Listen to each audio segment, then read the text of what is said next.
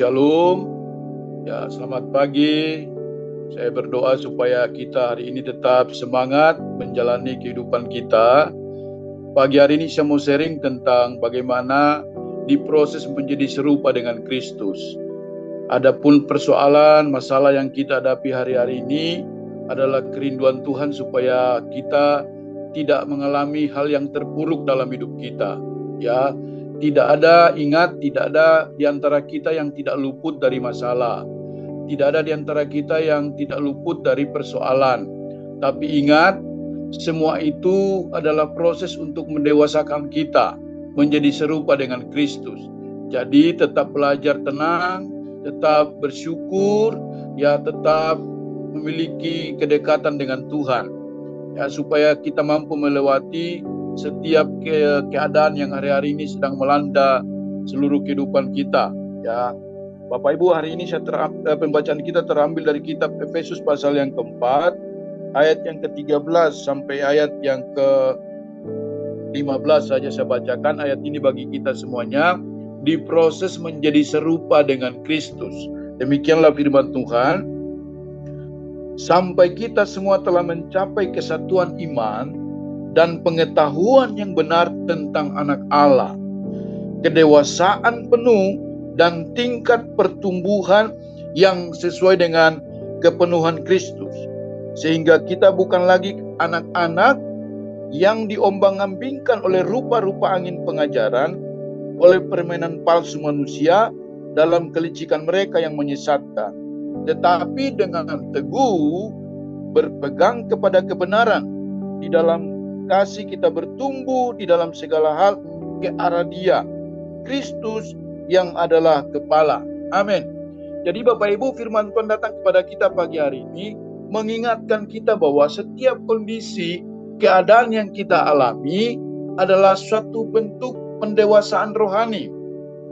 Karena Tuhan memiliki rencana yang indah di balik setiap kesulitan yang kita alami. Kita sedang berdoa untuk persoalan kita hari-hari ini. Ya, kita tidak tahu sampai kapan masa paceklik ini lalu dari kita, kekeringan yang melanda bangsa Indonesia. Kemudian kemarin ada gempa di Afghanistan, hampir 2.000 orang yang meninggal. Kondisi di Israel, di Yerusalem juga dengan nuklir yang dikirim oleh Hamas dan lain sebagainya, membuat orang untuk ke sana ke Holy Land was-was. Ya, bahkan sempat harus kembali ke hotel untuk aman karena di hotel ada bunker untuk bisa tempat untuk bisa berlindung. Nah, kalau kita memperhatikan keadaan-keadaan yang ada terjadi hari-hari ini, bisa membuat iman kita seperti kenapa keadaan ini tidak berlalu. Tetapi ingat, dalam perjalanan kita mengiring Tuhan, Tuhan izinkan persoalan ini supaya kita semakin kuat. Ya, adalah kerinduan Tuhan agar kita semakin dewasa. Kata firman Tuhan, karena firman Tuhan berkata, sampai kita semua telah mencapai kesatuan iman dan pengetahuan yang benar tentang anak Allah. Yesus sendiri menghadapi pergumulan, persoalan yang berat. Ya, tidak gampang. Lalu tujuannya buat apa? Supaya kita memiliki kedewasaan penuh. Artinya kedewasaan penuh di dalam Kristus. Tidak gampang menyerah dengan keadaan yang ada. Tidak mudah meninggalkan pengharapan kita. Tetapi kita mengalami tingkat pertumbuhan yang sesuai dengan kepenuhan Kristus. Jadi adalah cara Tuhan untuk memproses kita lewat masalah. Mengubahkan dan membentuk kita menjadi serupa dengan Kristus dalam hal karakter. Kita semakin hari semakin mengandalkan Tuhan, semakin mendekatkan diri kepada Tuhan. Karena kita sadar bahwa apapun yang Tuhan izinkan terjadi, entah dalam masalah ekonomi kah, masalah kesehatan kah, kita melihat dalam doa Ibu Liana tadi, kita bersyukur buat proses kesembuhan yang Tuhan kerjakan satu demi satu. Saya terlalu percaya bahwa persoalan-persoalan yang kita alami ini tidak akan bertahan dalam hidup kita, tetapi itu akan mengalami kesembuhan, mujizat, kemenangan, kekuatan yang Tuhan kerjakan. Tetapi mari kita melihat bahwa setiap proses itu yang Tuhan izinkan terjadi adalah membentuk kita untuk kita semakin serupa, segambar, mengalami kepenuhan Kristus. Ya, terus jadi kita harus melihat ini sebagai bentuk proses dari Tuhan. Klik. Jadi adalah kerinduan Tuhan hari ini supaya kita semakin bertumbuh di dalam Tuhan. Nah, pagi hari ini ada beberapa hal yang saya sampaikan sesuai dengan pembacaan kita dari kitab Efesus pasal yang keempat. Ya, terus klik. Ya, ada 4 hal atau minimal 3 hal yang saya mau sampaikan. Ya, apa sih tujuan Tuhan? Untuk apa Tuhan izinkan setiap masalah, proses yang kita alami dalam hidup ini? Yang pertama, untuk menarik kita semakin dekat kepada Tuhan. Jadi tujuan Tuhan mengizinkan masalah bukan untuk membuat kita jadi lemah, bukan untuk membuat kita terpuruk, tapi yang pertama untuk membuat kita semakin bergantung kepada Tuhan, semakin dekat kepada Tuhan, dan tidak mengandalkan kekuatan kita, tidak mengandalkan kemampuan kita sebagai manusia, tapi kita mengandalkan Tuhan. Alkitab berkata dalam Mazmur 34 ayat 19, Tuhan itu dekat kepada orang-orang yang patah hati dan menyelamatkan orang-orang yang remuk jiwanya. Jadi ketika kita ada dalam pergumulan dan kesulitan, adalah rencana Tuhan. Ada rencana Tuhan untuk menuntun kita. Bahkan Tuhan memegang kita, memegang kendali hidup kita. Jadi jangan khawatir, jangan takut, jangan mundur. Tetap setia mengiring Tuhan. Tetap berharap kepada Tuhan. Tetap nantikan mujizat Tuhan. Kesembuhan Tuhan itu tersedia bagi kita. Ketika kita sudah merasa putus asa dan sepertinya tidak ada lagi daya, justru di situ mendorong kita untuk semakin dekat dengan Tuhan. Bapak Ibu yang Tuhan Yesus kasih, saudara-saudara yang hadir dalam doa pagi Zoom hari ini, hari-hari ini jangan jauh dari Tuhan. Ya, jangan jauh dari Tuhan. Dekat-dekat dengan Tuhan. Ya, jangan tinggalkan ibadah-ibadah yang kita biasa lakukan seperti doa pagi ini. Ya, ayo semangat. Karena lewat doa ini kita memperoleh kekuatan. Spirit kita dibangun. Kerohanian kita terus dibaharui. Ya, sehingga kita bisa terbang seperti burung Raja Wali. Yang naik terbang tinggi. Yang mengatasi setiap badai kehidupan ini. Jadi apa tujuan Tuhan memproses kita? Yang pertama, menarik kita untuk lebih dekat kepadanya. Supaya kita tidak terlena oleh keinginan dunia ini. Kita tidak jauh dari Tuhan. Kalau kita semakin dekat dengan Tuhan, saya percaya apapun masalah kita, apapun kondisi, apapun persoalan yang kita alami, kita tidak bergumul sendiri. Katakan amin. Kita berjalan bersama dengan Tuhan. Setiap kita punya pergumulan, punya pokok doa, punya kebutuhan. Kita doa, Tuhan kalau boleh, buka jalan ini Tuhan. Jangan lama-lama Tuhan. Kalau bisa dipersingkat, itu maunya kita. Tapi ingat, semua ada tujuannya. Tuhan mendidik kita tidak seperti anak kecil. Tetapi Tuhan mendidik kita untuk kita tumbuh menjadi dewasa di dalam Kristus. Jadi orang yang dewasa itu tidak mudah menyerah, tidak gampang putus asa, tetapi dia melihat bahwa adapun proses kesulitan-kesulitan, ya, Tuhan tidak pernah mencoba, ya, ingat, Tuhan tidak pernah mencoba siapapun, tetapi Tuhan mengizinkan sesuatu, hal-hal dalam kehidupan kita ini yang mungkin bagi daging kita tidak mengenakan, tapi sebenarnya buat rohani kita, membuat spirit kita semakin kuat, sehingga ketika ada badai, ada gelombang, ada persoalan, ada tantangan, kita tidak mudah meninggalkan pengharapan kita kepada Tuhan. Itu yang pertama. Yang kedua, apa tujuan Tuhan memproses hidup kita? Yang kedua, untuk membentuk karakter Kristus di dalam kita. Ya, kita menjadi serupa dengan Dia, bukan dalam bentuk fisik, tapi dalam bentuk karakter. Alkitab berkata kita malah bermegah juga dalam kesengsaraan kita. Karena kita tahu bahwa kesengsaraan itu menimbulkan ketekunan, dan ketekunan itu menimbulkan pengharapan, mendatangkan sukacita bagi kita. Jadi ketekunan adalah ketahanan atau karakter ilahi yang Tuhan taruh dalam hidup kita, sehingga kita mampu. Orang yang memiliki karakter Kristus itu adalah orang yang rendah hati, orang yang tenang, orang yang bisa menguasai dirinya, tidak mudah emosi, tidak mudah marah, sabar, lemah lembut, ada penguasaan diri. Nah, tentunya ini harus melewati ujian. Kalau kita belum lulus dalam hal masalah kesabaran, ya tetap akan diuji. Ya, kita mesti melihat, sebab role model kita yang sempurna adalah Kristus, di mana karakter Kristus luar biasa, memberikan kita teladan. Dia rela meninggalkan surga yang mulia.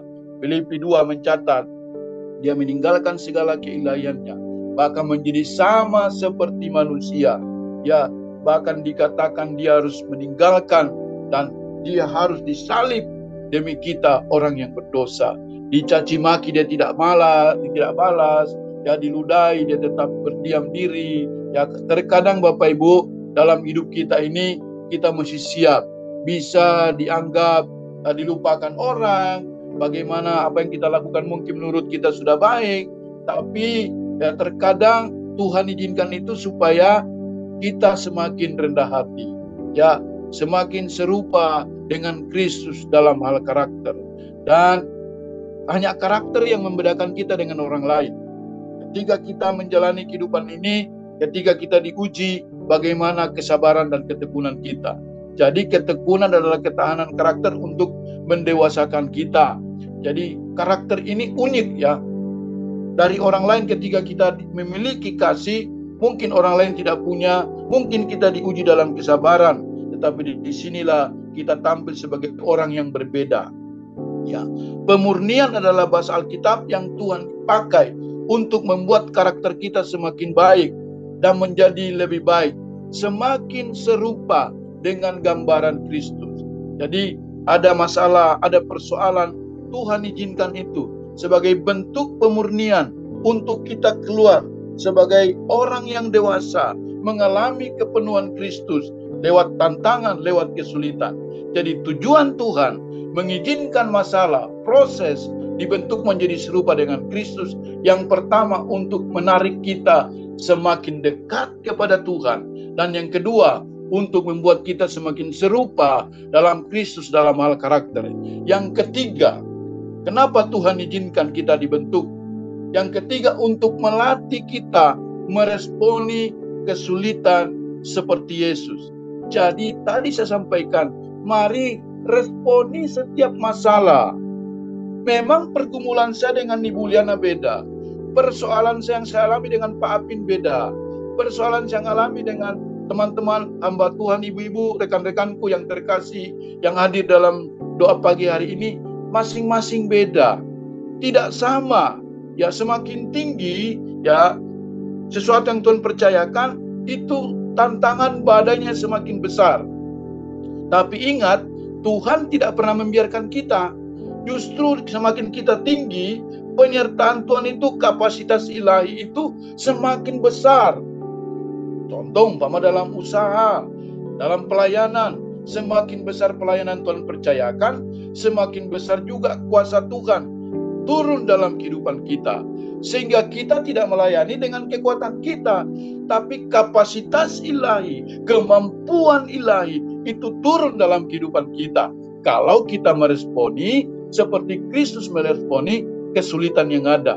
Yesus sendiri mengalami masalah dalam hidupnya secara manusia selama dia ada dalam kapasitasnya di bumi selama manusia.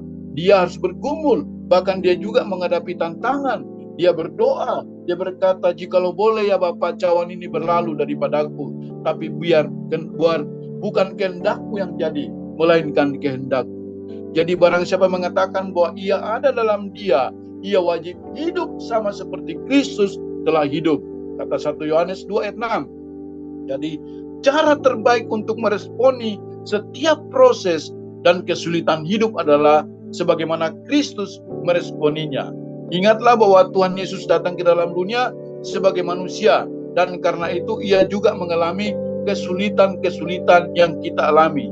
Jangan berpikir Yesus tidak pernah mengalami kesulitan yang kita alami. Justru dia mengalami. Bahkan ketika kita mengalami hal yang sulit, Tuhan itu sedih melihat anak-anak. Ketika kita nangis, Tuhan juga meresponi. Ketika kita dalam pergumulan, Tuhan itu tahu apa menjadi pergumulan kita. Jadi mari miliki hati yang baik, responi setiap persoalan, kejadian-kejadian yang datang dalam kehidupan kita ini dengan baik. Berbanyak mengucap syukur, jangan banyak komplain, jangan banyak mengeluh dalam hidup ini, tapi perbanyak mengucap syukur. Begitu bangun pagi, namai hari ini hari mujizat. Hari ini harinya Tuhan, Mari kita bersuka cita. Hari ini harinya Tuhan, mari kita bersukaria. Jadi mari kita begitu bangun pagi, walaupun tantangan itu sudah ada di depan kita, persoalan itu begitu bangun, kita sudah diperhadapkan dengan masalah, tapi hadapi masalah setiap hari dengan ucapan syukur, responi dengan hati yang benar. Karena firman Tuhan berkata, hati yang gembira adalah obat, tapi semangat yang patah mengeringkan tulang. Jadi begitu bangun, mengucap syukur, apapun persoalan, masalahnya belum selesai. Masalah tetap ada, pergumulan tetap ada, kebutuhan hidup tetap ada. Tetapi orang yang meresponi, yang melihat masalah itu dari sudut pandangnya Tuhan, dia melihat dari sisi yang lain bahwa bersama dengan Tuhan, aku mampu melewati. Bersama dengan Yesus, aku cakap melewati setiap tantangan. Bersama dengan Yesus, aku percaya sakit penyakitku disembuhkan Tuhan. Karena oleh bilur-bilurnya, dalam nama Yesus aku sembuh. Bersama dengan Yesus, kebutuhan hidupku, kalau aku kerja keras, pasti Tuhan buka jalan. Apa yang kurang ditambahkan oleh Tuhan. Apa yang sedikit bertambah banyak. Karena di dalamnya ada kuasa yang sanggup mengubah yang tidak ada menjadi ada. Nah, iman semacam ini, pengakuan semacam ini harus lahir dari hati kita. Karena pengenalan kita akan Kristus. Jadi Tuhan mau supaya lewat kesulitan-kesulitan, lewat tantangan-tantangan yang kita hadapi hari-hari ini, mari kita meresponi setiap kesulitan itu seperti Yesus sendiri meresponi. Karena patron atau role model kita adalah Yesus Kristus sebagai Tuhan kita. Ya, next. Klik. Jadi Tuhan mau supaya kita pagi hari ini sungguh-sungguh ya melihat setiap proses itu. Bagaimana kita meresponi setiap proses yang kita lewati. Ya, tadi sudah sampaikan, selalu ingat bahwa semua rencana Tuhan pasti indah dan mendatangkan kebaikan bagi kita. Ya, Yeremia 29 ayat 11 berkata, sebab aku ini mengetahui rancangan-rancangan yang baik yang ada pada kamu, bukan rancangan kecelakaan, melainkan rancangan masa depan yang memberikan hari depan yang lebih baik. Jadi melangkahlah sepanjang hari ini, berjalanlah bersama dengan Tuhan, bersukacita dan bersyukur. Ya, Alkitab berkata, bersukacita dan bersyukurlah senantiasa. Keadaannya mungkin belum baik, tantangannya mungkin belum selesai, selalu ada masalah. Tapi orang yang bersukacita dan bersyukur di tengah masalah, dia akan keluar sebagai pemenang. Yang ketiga, jangan pernah menyerah. Ya, ketika Tuhan sedang memproses, jangan pernah menyerah, jangan putus asa, dan jangan lari dari proses. Justru akan menambah proses itu jadi panjang ketika kita tidak sabar menantikan Tuhan. Doa saya, kiranya sepanjang hari ini kita melangkah dalam kasih dan anugerah Tuhan. Proses yang Tuhan izinkan terjadi, mari kita responi dengan hati bersyukur dan tetap bersukacita. Amin. Tuhan Yesus memberkati kita. Saya kembalikan kepada Pak Parlin sebagai host. Memberkati Bapak Ibu. Shalom.